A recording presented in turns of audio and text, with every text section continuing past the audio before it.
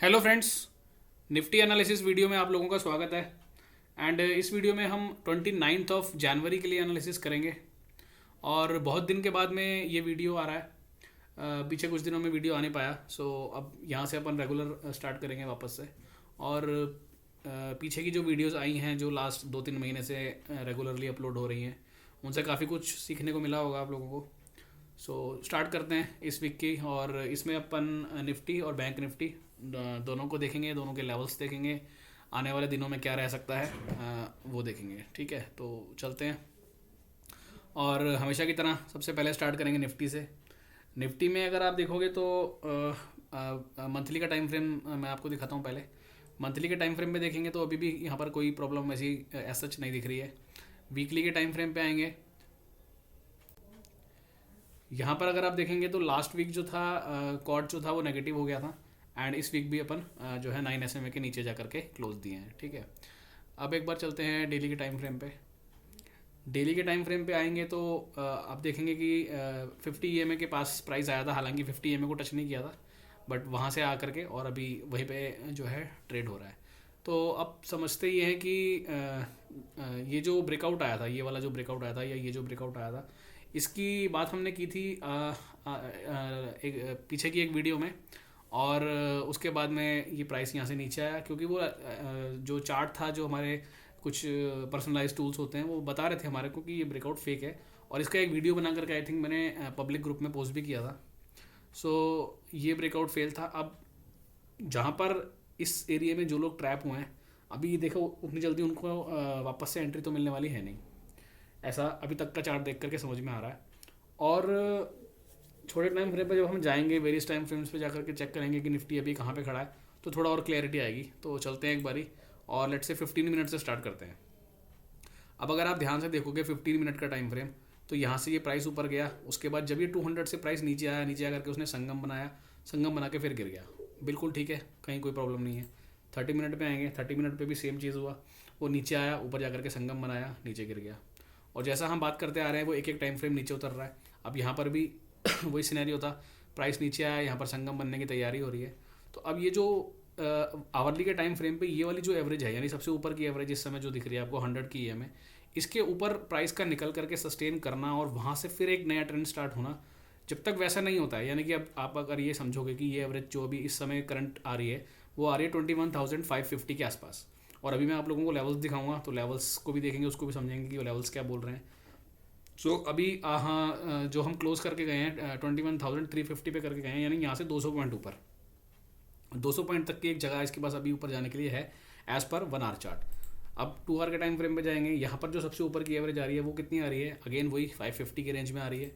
3 our पे आएंगे, सबसे ऊपर की जो एवरेज आ रही है अगेन कहाँ आ रही है, 550 पर आ रही है।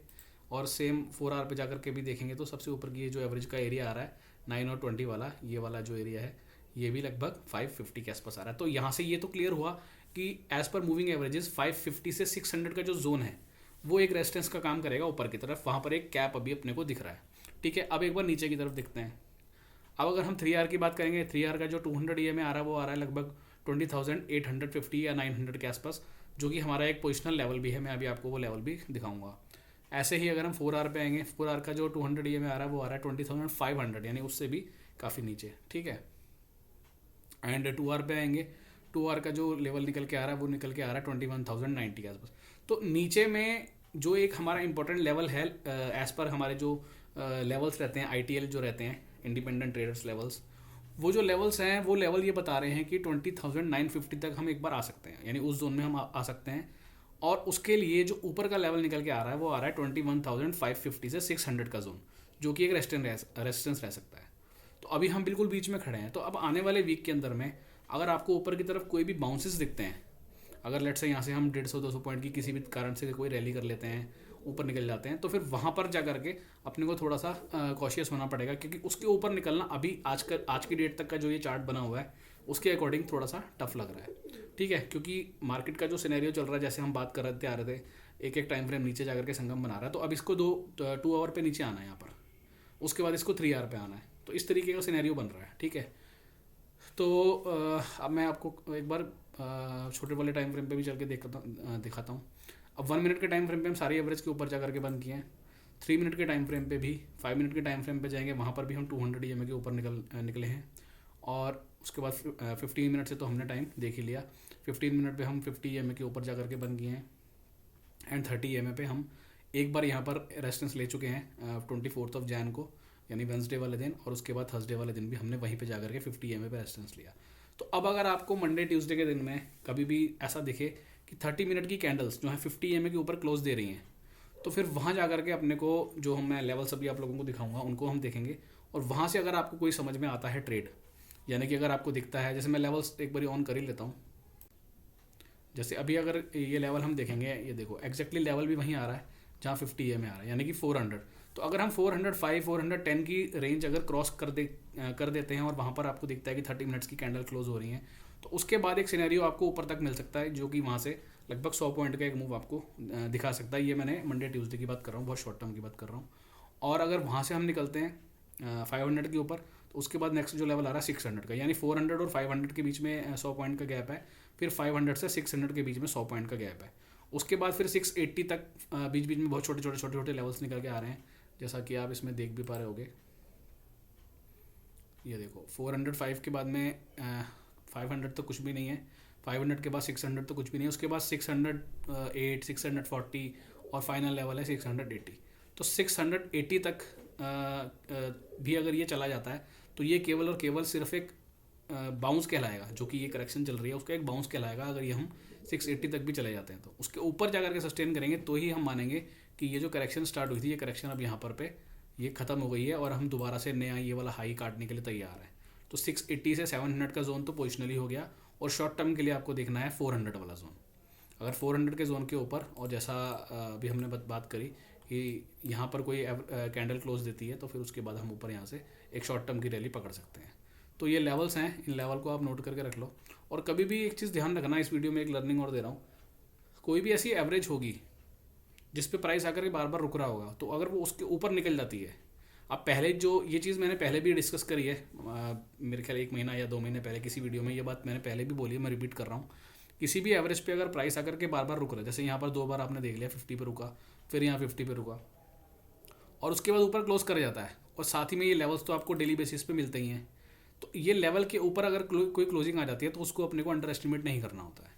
तो उस कैंडल का जो लो रहता है, यानी कि अब फॉर एग्जांपल मान के चलते हैं कि कल कोई कैंडल यहाँ पे 30 मिनट की क्लोज दे देती है इस लेवल के ऊपर, और 405 के ऊपर क्लोजिंग भी आती है, और 50 EMA के ऊपर भी क्लोजिंग आती है, तो उस कैंडल का जो लो रहेगा वो एक बहुत अच्छा हमारे लिए स्टॉप लॉस का काम कर सकता है, क्योंकि वहाँ रिस्क रिवॉर्ड रेशियो काफ़ी अच्छा होता है। फॉर एग्जांपल मान लो 420 या 430 के जोन में कोई कैंडल ने यहाँ क्लोज दे दिया, और 10-20 पॉइंट का नीचे अगर आपको वो मिल रहा है उसका स्टॉप लॉस, और ऊपर में आपको 100 पॉइंट खेलने को मिल रहे हैं, तो इस तरह से हम रिस्क रिवॉर्ड रेशियो को मैनेज करके काम कर सकते हैं। तो ये चीज़ अपने को ध्यान देनी होती है, ठीक है।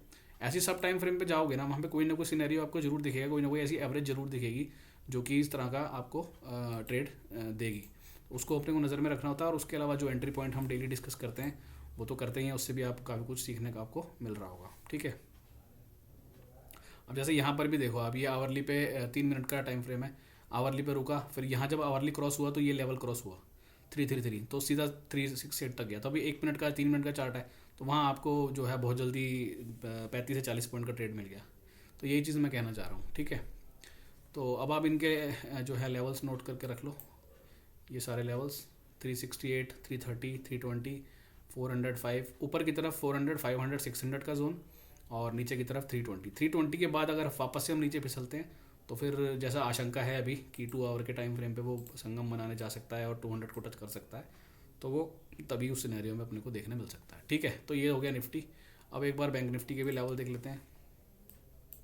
बैंक निफ्टी का जो पोजिशनल लेवल है, निफ्टी का पोजिशनल लेवल शायद मैंने आपको नहीं दिखाया, तो एक बार दिखा देता हूँ। निफ्टी का जो पोजिशनल लेवल है वो ये लेवल है 20,950, उसके बाद ये वाला, ठीक है। तो ये दोनों नोट कर लेना।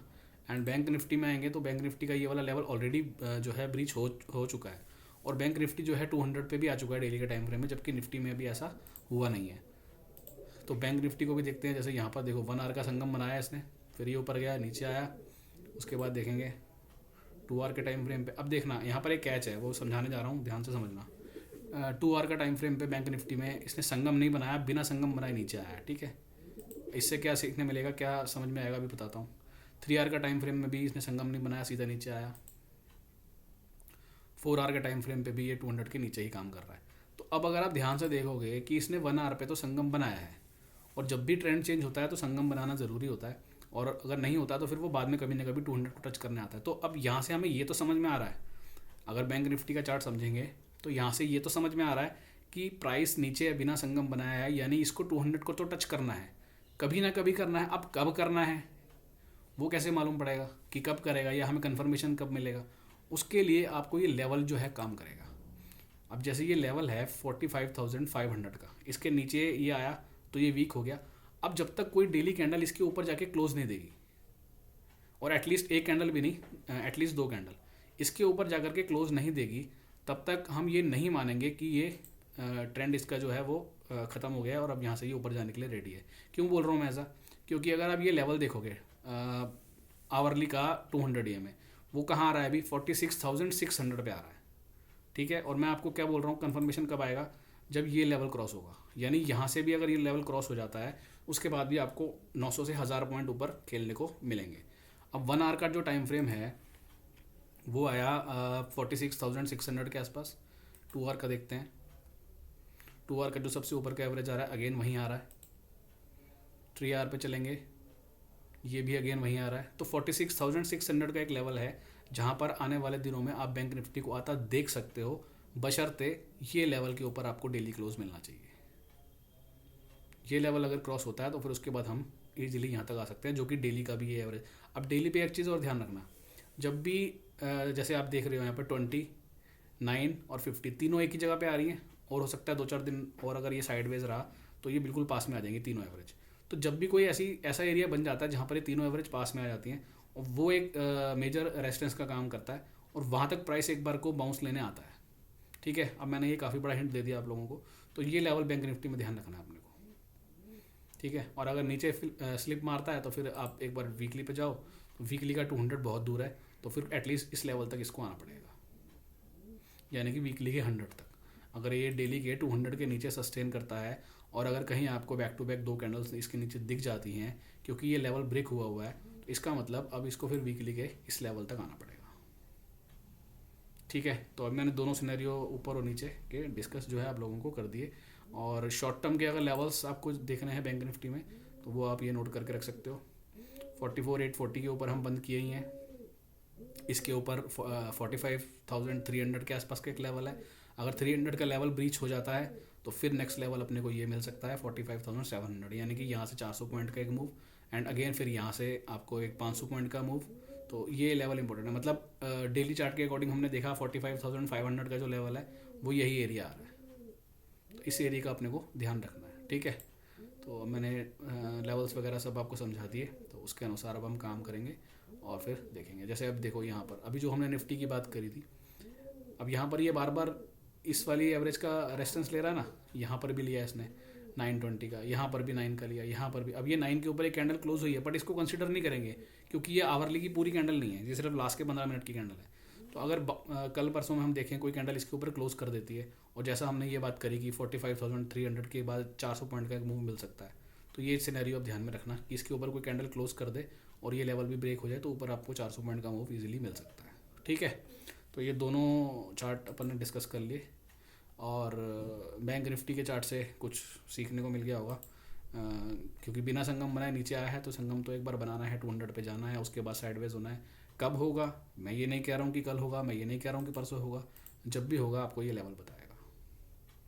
इसके ऊपर अगर मार्केट सस्टेन करने लगे तो आप समझ लेना कि फ्रेश 1000 पॉइंट की रैली आपको मिलने वाली है, ठीक है जी। चलिए ओके, थैंक यू, मिलेंगे नेक्स्ट वीडियो में, फिर आगे की बात करेंगे। और अब यहाँ से रेगुलर वीडियोस को रखेंगे, बीच में कुछ दिन बिजी था मैं, तो उस कारण नहीं मिल पाई आप लोगों को वीडियोस। बट अगर आप ग्रुप में नहीं हो तो ग्रुप ऐड ज्वाइन कर सकते हो, लिंक आपको मिल जाएगा डिस्क्रिप्शन में। क्योंकि अगर वीडियो नहीं भी आ पाता है किसी कारण से, तो लेवल्स जो है मैं वहाँ पर पोस्ट कर देता हूँ, ये वाले जो लेवल्स होते हैं डेली बेसिस के, वो वहाँ पर पोस्ट कर देता हूँ, ठीक है जी। चलिए okay, thank you, bye bye.